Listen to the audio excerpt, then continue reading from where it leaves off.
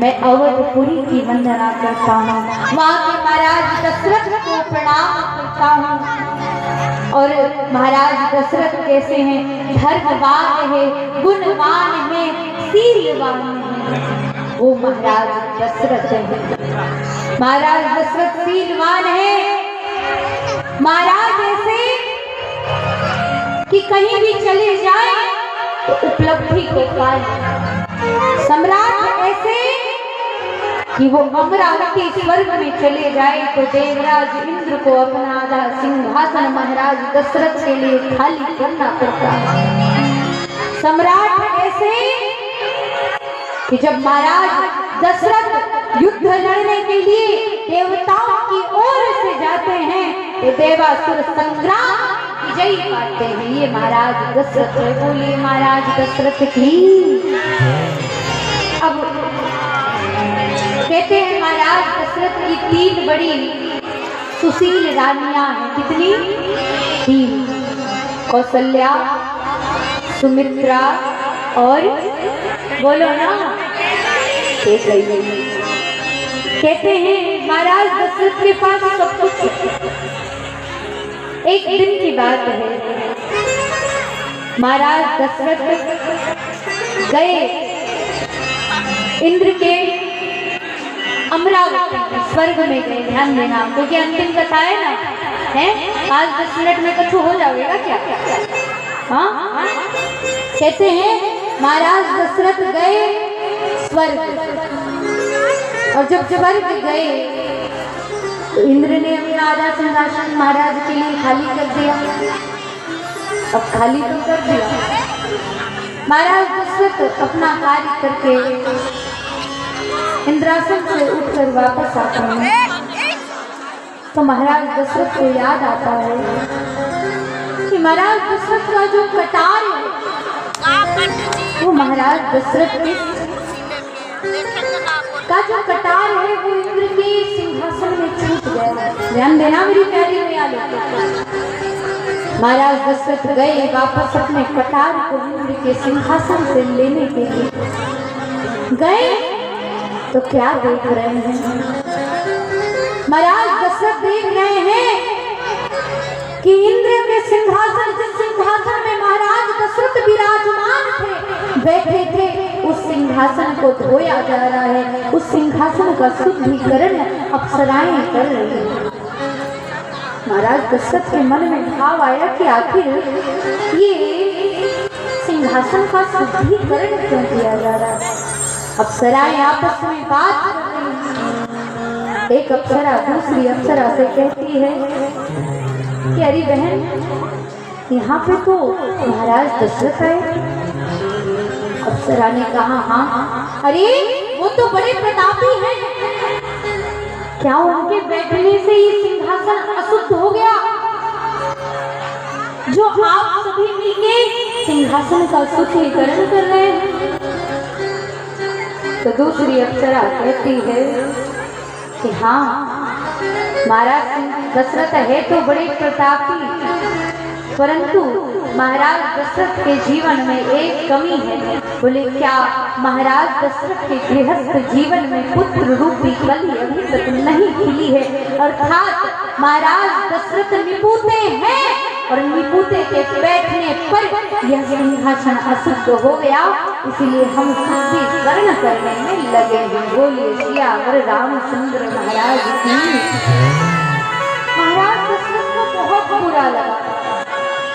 आज पहली बार महाराज दशरथ रो रहे हैं राजा दशरथ। राजा दशरथ कहते हैं मैंने अपने जीवन में सब कुछ पाया, परंतु मेरा पुत्र नहीं है। आज मेरा पुत्र नहीं है तो आज मुझे निपुत्र कह के संबोधित किया जा रहा है। कहते हैं कि महाराज दशरथ रोते रोते रोने लग गए, इतना रोने लग गए, मैं निपुता हूँ, मेरा कोई पुत्र नहीं है, मेरा अपमान हुआ। रोने लग गए। जब महाराज दशरथ रो रहे हैं, और तो ध्यान देना मैया कि जब भी आप कभी रो, कभी रोने का मन करे तो ये दुनिया वालों के सामने मत रो, यार मित्र बंधु के सामने मत रोना, क्योंकि यार मित्र बंधु वृंद के सामने रोवोगे ना तो ये दुनिया वाले सामने से तो कहेंगे कि अरे चुप हो जाओ, लेकिन अंदर से कहेंगे अरे ठीक हुआ इसके साथ, बहुत तेज बनता था, बहुत बढ़िया। ये दुनिया वालों की सच्चाई है कि नहीं? हाँ ना बोलो। इसीलिए कभी भी रोने की इच्छा हो, कभी भी रुदन करने का मन करे तो दो जनों के पास रोना, पहला तो संत और दूसरा भगवान, एक गुरु और दूसरा भगवान, दो जनों के सामने ही रोना, तीसरे किसी के पास नहीं। महाराज दशरथ गए अपने गुरु के पास रोते रोते, कुल गुरु वशिष्ठ के पास गए तो क्या एक बार भूपति मन भाया ग्लानि मोरे सुत नाही, एक बार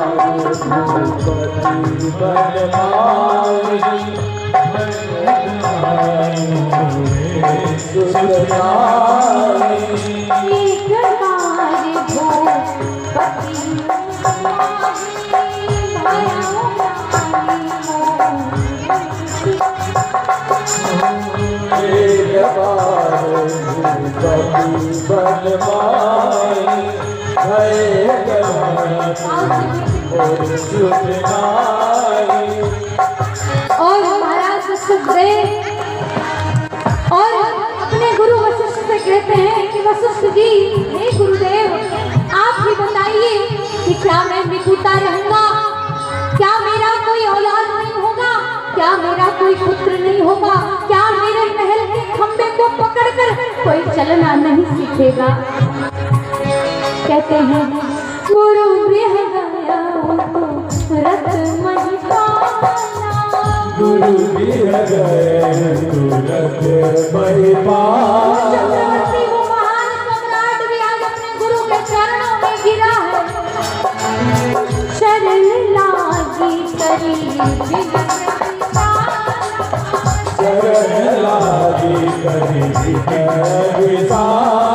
चरणों को पकड़ कर रोने लग गए, कहा महाराज मेरे पुत्र नहीं होंगे, मैं निपुता रहूंगा। तब गुरु वशिष्ठ महाराज के कंधे को पकड़कर महाराज दशरथ को उठाते हैं और कहते हैं दरहि धीरे हम हे सुतचारी, त्रिभुवन दिख भयहारी धर्म।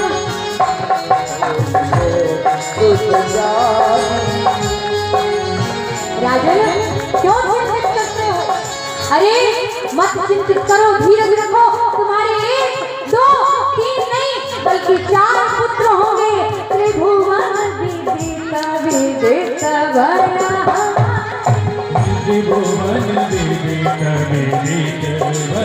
और ऐसे पुत्र होंगे जो त्रिभुवन विजयी होंगे। बोलिए कन्हैया लाल की, राजा रामचंद्र भगवान की। महाराज ने कहा क्या मेरे पुत्र होंगे? अरे अरे गुरुदेव, आपने तो मेरा जीवन संवारने का ठाना है ना। अरे गुरुदेव, मेरे पुत्र होंगे तो कैसे होंगे? तो कहते हैं तुम्हें पुत्र के लिए यज्ञ करना पड़ेगा। बोले कौन सा यज्ञ? तो कहते हैं राजन, तुम पुत्रश्री यज्ञ करो, पुत्रश्री यज्ञ करने से तुम्हारे पुत्र होंगे। तो कहते हैं अब दोनों हाथ ऊपर उठाओ और तालियों की सेवा दे। तो अब महाराज दशरथ यज्ञ की तैयारियां करने लग गए और कहते हैं महल को बहुत सुंदर से सजाते हैं, संवारते हैं। महाराज दशरथ यज्ञ की तैयारियां कर रहे हैं, अयोध्या गुंजमान हो रही है पुनः। कहते हैं दोनों हाथ ऊपर उठाओ, कहते हैं बड़ा सुंदर यज्ञ कहते हैं और यज्ञ करते हैं और ऋषि श्रृंगी को बुलाते हैं। श्रृंगी ऋषि वशिष्ठ बुलाए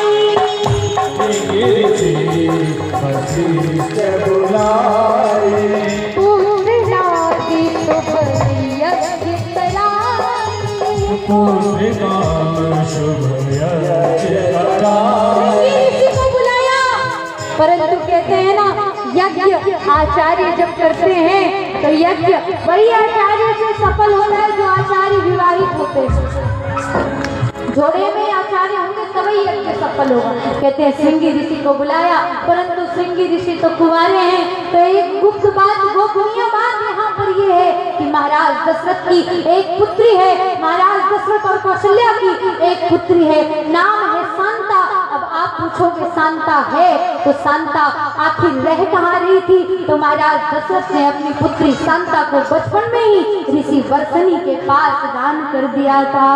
हाँ, ऋषि वर्षणी ने मांगा था शांता को कि महाराज मुझे दे दीजिए, मेरी कोई संतान नहीं। जब श्रृंगी ऋषि आए, श्रृंगी ऋषि वशिष्ठ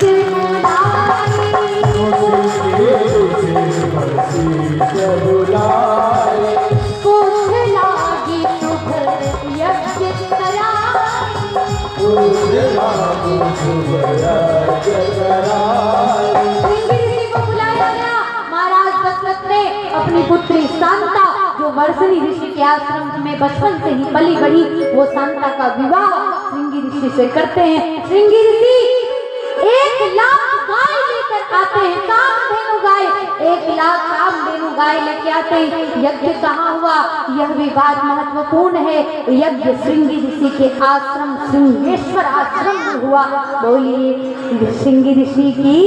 श्रृंगेश्वर आश्रम में यज्ञ हुआ और कहते हैं यज्ञ हुआ, यज्ञ नारायण भगवान प्रसन्न हुए और यज्ञ नारायण भगवान चरु लेके प्रकट हो गए, खीर लेके प्रकट हो गए। बोली यज्ञ नारायण भगवान की। यज्ञ नारायण भगवान ने कहा, राजन आप इस खीर को अपनी रानियों को पान कराएं, ग्रहण कराएं, आपका पुत्र होगा। अब महाराज दशरथ खीर का आधा भाग करते हैं और माता कौशल्या को देते हैं। अब महाराज दशरथ खीर का और आधा भाग करते हैं और माता कैकेयी को देते हैं और अंतिम भाग महाराज दशरथ माता सुमित्रा को देते हैं। अब जब इस प्रकार से महाराज दशरथ ने खीर का बंटवारा किया तो कहते हैं माता सुमित्रा के मन में द्वेष की भावना जागृत हो गई। माता सुमित्रा को लज्जा आने लग गई, लज्जत का भाव आने लग गया। माता सुमित्रा सोच रही है कि अरे महाराज ने ये क्या किया। सबसे पहला भाग महारानी कौशल्या को दिया, ये तो उचित था क्योंकि महारानी कौशल्या बड़ी दीदी लगती हैं, परंतु महाराज दशरथ ने मुझसे छोटी कैकेयी को खीर का पहला दूसरा भाग दे दिया। क्या मेरा कोई सम्मान नहीं बचा? मन में द्वेष की भावना माता सुमित्रा के अंदर आती है और सुमित्रा के अंदर जब मन में द्वेष की भावना कैकेयी माता के प्रति जागृत हुई तो आकाश में एक दमड़ी पक्षी उड़ रहा था, जा रहा था। आकाश मार्ग से दमड़ी पक्षी जा रहा है। कहते हैं अब तो दमड़ी जैसे द्वेष की भावना आई, वह दमड़ी पक्षी माता सुमित्रा के हाथ से खीर के दोने को छीन कर उड़ा ले गया। बोलिए सियावर रामचंद्र भगवान की। माता सुमित्रा रोने लग गई, अरे अरे मेरा खीर, मेरा प्रसाद कोई दमड़ी पक्षी ले गया, क्या मेरा कोई पुत्र नहीं होगा, अब क्या करूं मैं। रोने लग गई। जब मैं सुमित्रा सोचती है कि जरूर मैंने अपने मन में द्वेष की भावना रखी तभी मेरे साथ ऐसा हुआ। कहते हैं माता कौशल्या ने कहा, बहन अभी मैंने प्रसाद ग्रहण नहीं किया है। माता सुमित्रा ने कहा, बहन माता सुमित्रा को कैकेयी ने कहा, दीदी अभी मैंने भी अपना प्रसाद ग्रहण नहीं किया। कहते हैं कि माता कौशल्या ने अपने खीर का आधा भाग माता सुमित्रा को दिया। कहा लो मेरा भाग ग्रहण करो। माता कैकेयी ने अपने खीर का आधा भाग माता किसको दिया? बोलो ना, सुमित्रा को दिया। माता सुमित्रा गोतिया माता सुमित्रा बड़ी प्रसन्न हो गई और माता सुमित्रा कहती है, दीदी आपने कृपा की है, मेरी बहनों ने मुझ पर कृपा किया है। माँ दीदी, यदि आप दोनों के प्रसाद से मेरा दो पुत्र हुआ तो मैं भी प्रण लेती हूँ। बोले क्या? मैं प्रण लेती हूँ कि यदि माता कौशल्या यदि मेरा दो पुत्र होगा, माता कैकेयी यदि मेरा दो पुत्र होगा तो एक पुत्र मैं आपके माता कौशल्या आपके पुत्र की सेवा में समर्पित कर दूंगी और मेरा दो पुत्र होगा ना तो दूसरा पुत्र माता कैकेयी आपकी सेवा में समर्पित कर दूंगी। ऐसा भाव है। जो दमड़ी पक्षी उड़ा कर ले गया था खीर, कहते हैं एक पर्वत में माता अंजना जो हनुमान जी की माता है, बोलिए माता अंजना की। माता अंजना तपस्या कर रही थी। अब पर्वत में अकेले ही तपस्या कर रही थी। क्यों? क्योंकि माता अंजना को श्राप लगा है। माता अंजना को श्राप है कि कुंवारेपन में पुत्र की प्राप्ति होगी। माता अंजना ने प्रण लिया, ना मैं कुंवारेपन में किसी पर पुरुष को देखूंगी, ना ही मेरा कोई पुत्र होगा। ध्यान देना मेरी प्यारी मैया, क्योंकि ये कुछ क्षण की कथा है और ये कथा जल्दी नहीं मिल सकता। सास बहू का सीरियल बहुत देख लेंगे घर में, परंतु ये कथा हाँ सामने से कभी नहीं देख पाओगे, क्योंकि ये स्थान महत्वपूर्ण है। कहते हैं माता अंजना पर्वत में तपस्या कर रही है, श्राप है माता अंजना को कुंवारेपन में पुत्र की प्राप्ति होगी। माता अंजना ने भी प्रण लिया कि न मैं कुंवारेपन में किसी पर पुरुष को देखूंगी, न ही मेरा कोई पुत्र होगा। परंतु भूखे भजन न हुई है गोपाला, ले लो कंठी और मृग माला। अधिक दिन तक माता अंजना तपस्या करते, पेट में भूख जागृत हो गई। अरे भूख लग रही है महाराज, क्या करूं? भोजन कुछ होगा तब तो तपस्या करूं। आकाश की ओर देखते हुए दोनों हाथ फैलाती है और कहती है, हे प्रभु, हाँ आपकी तपस्या में बैठी हूँ, कुछ प्रसाद नहीं दोगे?